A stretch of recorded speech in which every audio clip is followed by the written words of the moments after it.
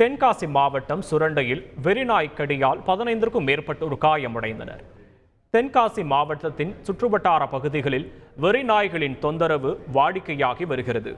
இந்நிலையில் சுரண்டை நகராட்சி அருகே வெறிநாய் ஒன்று சாலையில் நடந்து செல்பவர்கள், வாகன ஓட்டிகள் என 15க்கும் மேற்பட்டோரை கடித்து குதறியுள்ளது.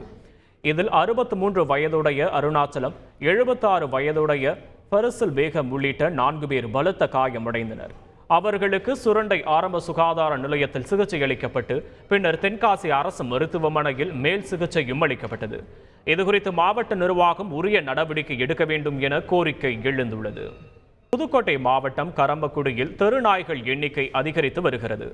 சாலையில் செல்லும் வாகன ஓட்டிகளையும் நடந்து செல்லும் பொதுமக்களையும் அவை அச்சுறுத்தி துரத்தி கடித்து வருகின்றன. இந்நிலையில் வெறி பிடித்த தெருநாய் ஒன்று 16 வயதான பள்ளி மாணவன் உள்ளிட்ட 3 பேரை கடித்து குதறியது. இவர்கள் கரம்பக்குடி அரசு மருத்துவமனையில் அனுமதிக்கப்பட்டு சிகிச்சை பெற்று வருகின்றனர். செய்திகளை உடனுக்குடன் தெரிந்து கொள்ள உடனே சப்ஸ்கிரைப் பண்ணுங்க.